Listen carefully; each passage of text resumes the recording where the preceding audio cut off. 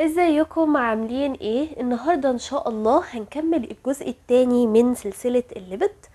احنا اتكلمنا في الفيديو الاول ان الليبيد متكون من 3 حاجات او بيجي ب3 اشكال، يا اما ان هو يكون سيمبل، يا اما ان هو يكون ميكس، يا اما ان هو ميكس او كونجوجيتد، او ممكن يكون درايف.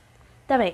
اتكلمنا عن السيمبل وعرفنا ان الشكل السيمبل خالص للليبيد عبارة ان هو فاتي اسيد مع جليسرول، صح؟ وعلى حسب بقى الفاتي اسيد هو كام كربونه، وعلى حسب ايه اسمائه يعني. طيب، النهارده هنتكلم على ايه؟ هنتكلم على الكونجوجيتد او بنتكلم على الميكس. طب يعني ايه الكلام ده؟ يعني ايه كونجوجيتد او يعني ايه ميكس ليبيد؟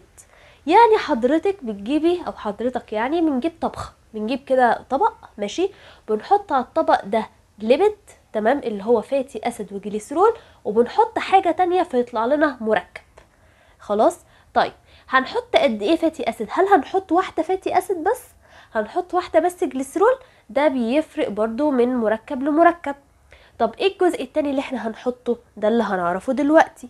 طيب، يبقى انا عندي الكونجوجيتد ليبيد او الميكس ليبيد هو عباره عن ليبيد، والليبيد ده احنا خدنا في الفيديو الاول عباره عن فاتي اسيد وجليسرول، وعرفنا ايه اشكال الفاتي اسيد او بيجي شكله عامل ازاي، وكمان شكل الجليسرول عامل ازاي. النهارده بقى هنعرف ايه المركب او ايه الطبخه في الطبخه، ايه المركب التاني اللي احنا هنحطه فيطلع لنا مركب ايه بالظبط. طيب يا ترى هو ايه؟ احنا هناخد 3 حاجات بس مش اكتر. طب ايه هما ال3 حاجات ديت؟ ممكن يكون فوسفوليبيد، تمام. فوسفوليبيد يعني الطبخة دي فيها الفوسفوريك اسيد وفيها حاجة كمان معاها، لكن الشيء الاساسي هو الفوسفوريك اسيد، فبنسميها فوسفوليبيد. او ممكن يكون جلاكتوليبيد، تمام. يعني طبعا جلاكتو ديت يبين ان هو فيها كربوهيدرات، وطبعا احنا اخدنا شابتر الكربوهيدرات او اخدنا الكيمستري بتاع الكربوهيدرات، فاحنا عارفين يعني ايه جلاكتو، تمام. او ممكن يكون لايبوبروتين. وايه لايبوبروتين؟ طبعا مش محتاج اختراع، لانه لايبوبروتين يعني عبارة ان هو فيه بروتين مع الليبيد.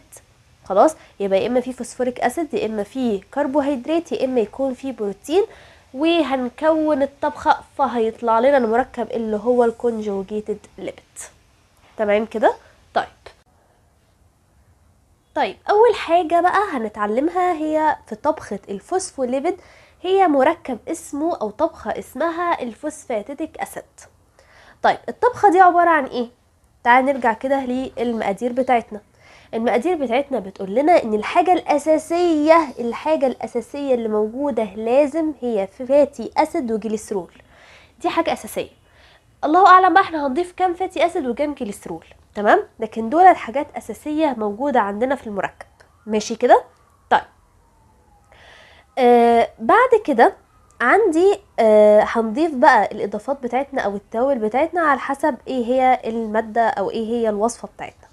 طيب، الفوسفوليبيد في حاجه اسمها او طبخه اسمها الفوسفاتيديك اسيد. دي عباره عن ايه؟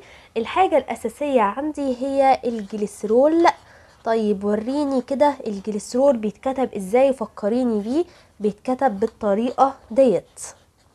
طبعا في جامعات دلوقتي شالت الاستراكشر من المنهج، لكن انا بكتبها بحيث ان لو انت معاك الاستراكشر تكون استفدت من الفيديو، ولو انت مش معاك يبقى قدم كده او اعرف هو عبارة عن ايه وخلاص.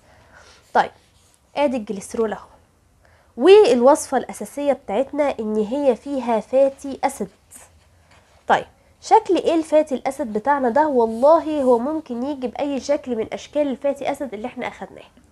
طب انا اعمل ايه؟ يبقى حضرتك هتكتب او حضرتك هتكتبي الشكل الاساسي بتاع استراكشر الفاتي اسيد اهو. الار ده عبارة عن ايه؟ عبارة عن كام كربونة؟ والله على حسب حضرتك هتعمل مركب بايه، لكن احنا بنبين الشكل الايه، الشكل الاساسي بتاعنا، وانت شوف بقى انت عايز تعمله بانه نوع من انواع الفاتي اسيد. ولكن الطبخة بتاعتنا هنا هي فيها 2 فاتي اسيد، ما فيهاش واحد بس، يبقى احنا عندنا 2 فاتي اسيد. حلو الكلام. طيب، في ايه كمان يا فوسفاتيديك اسيد؟ عبارة عن ايه طبختك؟ قالك عبارة عن فوسفوريك اسيد. دي طبخة بيس خالص، ما فيهاش اي زيادة خالص، فيها فوسفوريك اسيد. حلو الكلام. طيب الفوسفوريك اسيد بيتكتب شكله عامل ازاي؟ خلينا نغير لونه. اللون ده عبارة ان هو H3PO4. ده شكل الفوسفوريك اسيد، وده ابسط شكل من عائلة الفوسفوليبيد، لان هو مفيهوش غير فوسفوريك اسيد بس واحدة، وفيها فاتي اسيد وفيها جليسرول، في منتهى البساطة. لكن كل ما ندخل بقى على مركبات تانية كل ما نعقد. طيب يا ترى الليلة دي كلها هيبقى شكلها عامل ازاي لما نركبهم في بعض؟ تعالوا نشوف. هنعمل الشكل الاساسي هو الجليسرول، ده الشكل الاساسي بتاعي. تمام. وبعدين نعمل ايه؟ وبعد كده هنجيب الاتنين فاتي اسيد نركبها في الجليسرول في اول مركبتين. هنركبها ازاي؟ هنجيب O، خلاص الاتش ديت هتطلع، هنجيب O ربطة O هتربط بيها. تمام كده.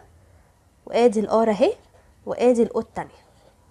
هي طبعا الكربونة بيبقى فيها 4 روابط. ادي الاو التانية اهو اهو. طب نلاحظ ايه بقى؟ نلاحظ ان هنا طلعت OH وهنا طلعت H، صح كده؟ سوري، طلعت H ودي طلعت OH، ودي نفس الكلام. طيب وفي الاخر نجيب الفوسفوريك اسيد نحطها تحت. هنربطها ازاي؟ برضو هنربطها بربطة الأو اهو. وادي الفوسفور طبعا معاها O تانية اهي. تمام كده. ومعاها OH ومعاها OH. ادي شكل الايه المركب بتاعي اللي اسمه ايه؟ اللي اسمه الفوسفاتيك اسيد. طبعا لما جينا نتركب بنطلع ايه؟ هو غالبا اي مركب لما نيجي بنركبه في بعض فبيطلع لي H2O. كام H2O؟ طلع 3 H2O. ادي 1 ادي 2 ادي 3، ادي 3 H2O. ليه؟ هيطلع من هنا OH وهيطلع من هنا H، يبقى H2O. تمام. ونفس الكلام في الثلاث روابط. يبقى ده اول واحد اللي هو الفوسفاتيك اسيد من عائلة الفوسفوليبيد. تعالوا نشوف تاني واحد. تاني واحد بقى عندي في قائمة الطبخات هي مادة الليسيثين. ليسيثين دي من عائلة الفوسفوليبيد برضو. طيب بتتكوني من ايه يا ليسيثين؟ احنا اتفقنا احنا اتفقنا ان احنا عندنا جليسرول، ده شيء اساسي. تمام. واتفقنا ان احنا عندنا فاتي اسيد، ده برضو شيء اساسي. وبما ان احنا في عائلة الفوسفوليبيد فبرضو احنا عندنا الفوسفوريك اسيد، ده برضو شيء اساسي. طيب واحنا اتفقنا عشان بس ما اكتبهمش تاني ان شكلهم بيبقى بالطريقة دي. ده ادي شكل الجليسرول، ده شكل الفاتي اسيد، وده شكل كمان الفوسفوريك اسيد. تمام. طيب الطبخة هنا فيها ايه بقى؟ نركز كده مع بعض. الفاتي اسيد فيها كمان 2 استراكشر من الفاتي اسيد. لكن هنا هتكون في نهاية مهمة جدا، ان لازم الفاتي اسيد الاتنين دولت واحدة تكون saturated فاتي اسيد وواحدة unsaturated فاتي اسيد. تمام. يبقى لازم نختار structure saturated و structure تاني unsaturated. تمام. طيب والفوسفوريك اسيد احنا اتفقنا شكله عامل ازاي. هنضيف كمان ايه؟ هنضيف structure اسمه كولين. الكولين ده احنا هنستخدمه كتير قوي، كمان هنستخدمه في شابتر البروتين. ايه الكولين بيز ده؟ شكله عامل ازاي؟ الكولين بيز ده شكله عامل، شوفي كده ركزي معايا عشان هو شكله كبير شوية. CH2 تمام، معاها OH حلو، وماسكه فيها CH2 كمان، وماسكه فيها N طالع منها CH3 و CH3، وطبعا هي ايون موجب. ده يا ستي الشكل بتاع الكولين بيز. يبقى دي الطبخة بتاعتي فيها كام حاجة؟ فيها 4 حاجات، لكن هي فيها نقول 5 حاجات عشان الفاتي اسيد فيها حاجتين. طب الشكل العظيم ده هيتركب ازاي؟ والله بمنتهى البساطة، انا حافظة الشكل ده اقدر اعمل اي حاجة. يعني انا بس عايزاك تحفظ الموضوع ده بقى، هتقدر تعمل كل حاجة. طب ازاي؟ هنكتب نفس الاستراكشر ده بالظبط. ليه؟ لان هو فيه جليسرول وفيه 2 فاتي اسيد وفيه فوسفوريك اسيد، نفس الاستراكشر بالظبط، هننقلهم هو نفسه بالظبط من غير ما حتى افكر. ادي CH2، ادي CH والCH2 او اهو. معلش انا عندي بس برد اكيد واضح من صوتي اهو. ادي الفوسفوريك اسيد اهو. بس هنعمل بقى ايه هنا؟ هنحط OH واحده، والاو اتش التانية احنا هنطلعها عشان هنربط مع الكولين بيز. طيب هنربط بيه ازاي؟ انا عايزه اغير اللون اهو. هنحط اكسجينيه لان هي الايه اللي بتربط بيها اللي هو الاو، وبعد كده هنحط بقيه الاستراكشر. هنحط السي اتش، هتبقى CH2 وCH2 ونفس الاستراكشر اهو. والله انا مش مزعلاك، نفس الحوار اهو بالظبط. CH3 CH3 CH3 بمنتهى البساطه. بالله في حاجه صعبه؟ ادي الجليسرول اهو، ادي الفاتي اسيد اهو، لكن احنا عندنا 2 فاتي اسيد، وادي الفوسفوريك اسيد اهو، والكولين بيز هو الوحيد الزياده عندي، وادي شكله بيتحط هنا مع الفوسفوريك اسيد. ده اللي هو مركب اسمه الليسيسين. تمام. طيب يلا ندخل في الطبخه اللي بعدها، يلا بينا. حاجه عندي هي الكيفالين او السيفالين، الاتنين نفس النطق عادي، نفس الاسم يعني، لكن ليها نطقين مختلفين. طيب لكن هو ليه شكلين. اللي كان مذاكر شابتر البروتين او اللي واخد بروتين قبل الليبيد هيكون عارف اسم الايه المصطلح ده، اللي هو الايثانول امين او السيرين. واحد اسمه فوسفاتيدايل في ايثانول امين، واحد اسمه سيرين. يبقى منطقي ان هو واحد فيه من مركبه ايثانول امين، وواحد من الطبخه بتاعته او مركبه فيها سيرين، بمنتهى الايه البساطه. طيب طب تعالوا كده نشوف كل واحد عباره عن ايه. طب ما خلاص بقى احنا حفظنا فيها جليسرول وعرفنا شكل الجليسرول، فيها فاتي اسيد وعرفنا شكل الفاتي اسيد، وفيها فوسفوريك اسيد. الحاجات ديت حاجات ثابته. طب وفي ايه زياده؟ ما احنا قلنا اهو ايثانول امين، تمام، يبقى هي فيها الايثانول امين، ده الزياده. تمام. طيب طب السيرين خلاص فيها جليسرول، فيها فاتي اسيد، وفيها الفوسفوريك اسيد، وفيها سيرين. واللي مذاكر شابتر البروتين هيكون عارف الاستراكشر بتاع السيرين او الاستراكشر بتاع الايثانول امين بمنتهى البساطه. طيب الفاتي اسيد فيها 2. الفاتي اسيد برضو هنا كمان 2 وهنا كمان 2، وبرضو هنا الان بي ان فيها ساتيوريتد واحده unsaturated، ونفس الكلام هنا واحده ساتيوريتد وواحده unsaturated. فاضل بقى ان احنا نركبهم ازاي. طيب علشان المساحة تعالوا الأول نشوف الإيثانول أمين شكل المركب بتاعه ازاي، والسيرين شكل المركب بتاعه ازاي. والله يا جماعة الموضوع سهل خالص، أنا حتى مش محتاجة ان أنا أكتب المركب الكبير كله، لأن انتوا تقدروا ان انتوا تركبوها في بعض. بس خلينا نعرف شكل السيرين عامل ازاي. شوفوا بمنتهى البساطة، السيرين عبارة ان هو COOH، تمام، CH و CH، هنا معاها 3 كربونات وهنا معاها ال NH2، ادي 3 4 وادي كمان، تمام مظبوط اهو. ده السيرين. فاكيد لما يجي يركب هيركب ازاي؟ ده الشكل الاساسي اهو. هنجيب برضو الفوسفوريك اسيد وهناخد واحده من ال OH وهتركب معاهم وهتطلع طبعا ميه.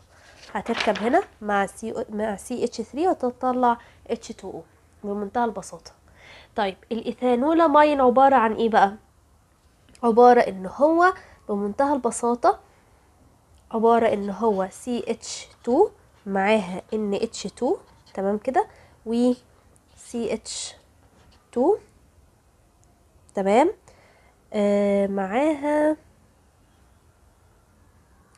معاها OH بالشكل ده. تمام، ادي 4 ذرات. ده شكل الايثانول امين. رابع حاجة عندي هي اللايبوسيتول، او ليه اسم تاني هو الفوسفاتايل لايبو انوسيتول. ده اسمه التاني. ليه؟ ما هو بذكائك كده، علشان هو اكيد فيه مادة انوسيتول واكيد هو فيه فوسفوريك اسيد، فهو اسمه كده. طب ايه مكوناته؟ خلاص بقى احنا حفظنا فيها جليسرول وفيها فاتي اسيد، تمام كده، وفيها الفوسفوريك اسيد. ويبدو كده ان اغلب الطبخات فيها 2 فاتي اسيد. ويبدو كمان ان احنا عندنا واحدة ساتوريتد وواحدة unsaturated. ويبدو ان في حاجة زيادة، وبما ان هو اسمه فوسفودايل انوسيتول يبقى هو في مادة الانوسيتول. طب ايه مادة الانوسيتول ديت؟ انا اول مرة اسمع عنها. دي حاجة عبارة ان هو سايكليك الكحول، عبارة ان هو 6 سايكليك الكحول. شكله عامل ازاي؟ 6 اهو، ادي اهو، تمام. وفي ايه بقى الاستراكشر بتاعه كده؟ 2 او اتش، هنا اتش، هنا اتش، والاو اتش هنا اتش كده، او اتش هنا، تمام. ودي او اتش كده، والباقي كله اتشات، واخر واحده او اتش تحت. يعني هنا 2 او اتش تحت، وهنا 2 او اتش فوق، لكن هنا واحده تحت وواحده فوق. ده هو شكله عامل كده، تمام. ده يا سيدي اللي هو الانوسيتول، تمام.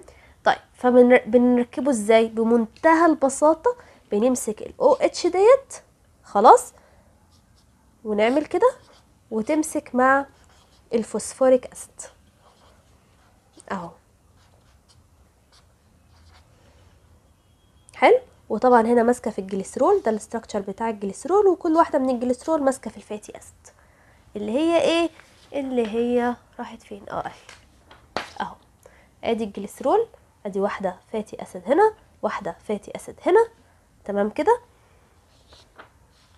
وهنا اللي هي ايه اللي انا بقول اهو، ادي الجليسرول اهو، واحده فاتي اسيد هنا، واحده فاتي اسيد هنا، وواحده هنا الفوسفوريك، وهنا مسكت فيها اللي هي الانوسيتول بالطريقه دي. حلو الكلام، حلو الكلام.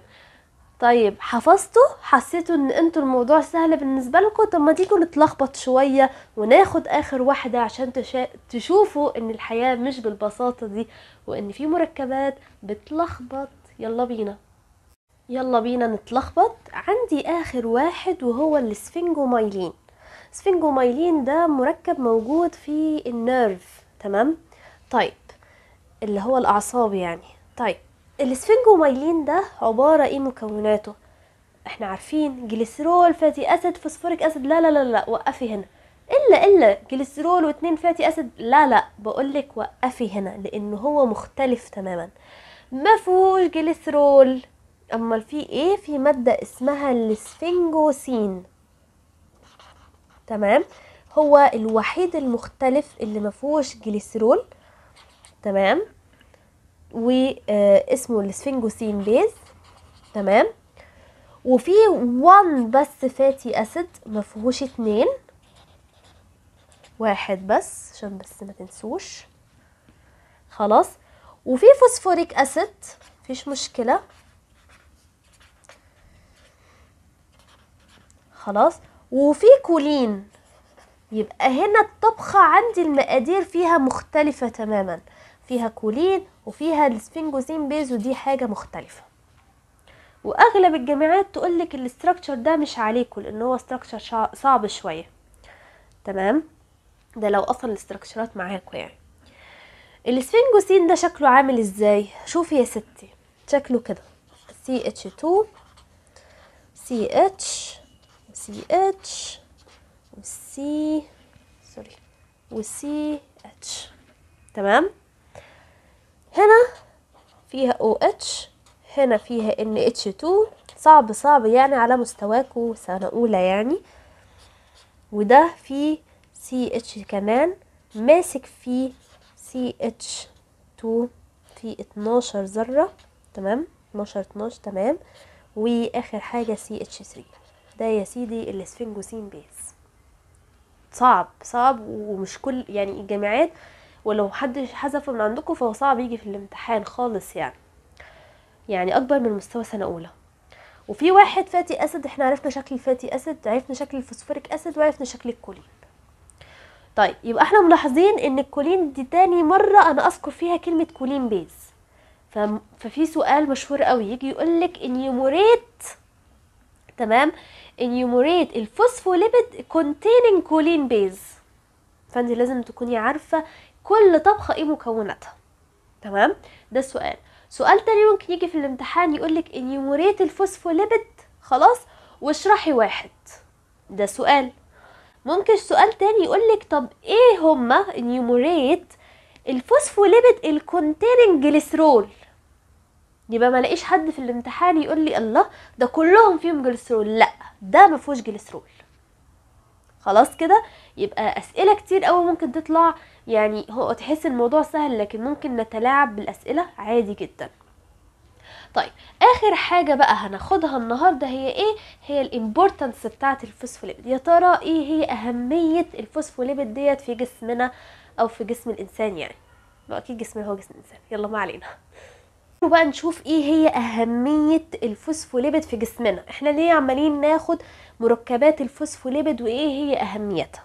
طيب احنا متعودين ان احنا نسكن او نشوف طريقة عشان نحفظ بيها. انا حافظاها بالطريقة دي، هنا دايرتين وهنا جهاز الهضمي اللي هو GIT. ايه الدايرتين دولت؟ الدايرتين دولت اول دايرة هي السيل ممبرين. السيل ممبرين، والسيل ممبرين انت ممكن تفتح اول درس او اول شابتر او اول فيديو اصلا نزل على القناة بتاعتي وهو السيل ممبرين. تمام، هتلاقي من اهم العناصر المكونات ليها وهو الفوسفوليبيد. واهم واحد في السيل ممبرين وهو الميتوكوندريا اللي هو بتاع الطاقة، ميتوكوندريا. طيب تاني دايرة هي ايه؟ هي البرين، على اساس يعني البرين عبارة عن دايرة، ما علينا. والنرفس. طب ايه مكونات البرين والنرفس حضرتك؟ احنا اتفقنا ان احنا عندنا حاجة اسمها السفنجومايلين، قلنا ان ده اهم حاجة. تمام، السفنجومايلين. وعندي كمان الكيفالين او كيفالنس عشان هما اتنين، صح كده؟ دولت اللي بيدخلوا في تركيب البرين والنرفس. طب معلش كده انا اسفة، هما 3 دواير، معلش. ليه؟ علشان احنا عندنا الكيفالنس كمان بيدخل في ايه؟ بيدخل او مهم في البلاد كلوتينج. في البلاد كلوتينج. ايه بلاد كلوتينج؟ اللي هو تخثر الدم. تخثر الدم، تمام، اللي هو البلاد كلوتينج ده بيدخل فيه مين؟ اللي هو كيفالين. طب الGIT بمنتهى البساطة، حضرتك اكلت ليبيد، الليبيد ده نزل. ايه هي المادة اللي بتطلع لما الشخص بياكل ليبيد؟ حاجة كده احنا كلنا عارفينها حتى من غير ما ندرس اي نوع من انواع العلوم يعني. هو ايه؟ هو البايل، صح كده؟ اللي هو العصارة الصفراوية، العصارة الصفراء، والله ما اعرف الاسامي بالعربي ايه. خلاص، اللي هو البايل. تمام، فالبايل ده مهم جدا، خلاص، لان هو يعني مهم في صناعة البايل. تمام. طيب طب لو البايل ده هو مهم فيه ايه؟ الفوسفوليبيد بيقولك ان هو بيخلي الكوليسترول يكون سوليبل، فبالتالي عدم وجوده هيعمل البايل ستونز او هيعمل حصوات في البايل. الحصوات في الجولستونز او الحصوات في المرارة. تمام كده. طيب تاني حاجة ايه؟ هو بيساعد اصلا ان الليبيد يحصل ليه سوليبل لان هو مركب اصلا للليبيد. خلاص. تالت حاجة واهم حاجة ان نشوف بقى ليه الشخص لما بيتخن ليه هنقول عليه ان هو تخين؟ ليه بيكون اوبيزيتي؟ علشان هو عنده دهون متراكمة تحت الجلد. طب الدهون دي جاية منين؟ جاية من الليفر، صح كده؟ جاية من الكبد. طب ازاي الدهون اتحركت من الليفر او من الكبد لحد ما اتراكمت تحت الجلد؟ تمام كده.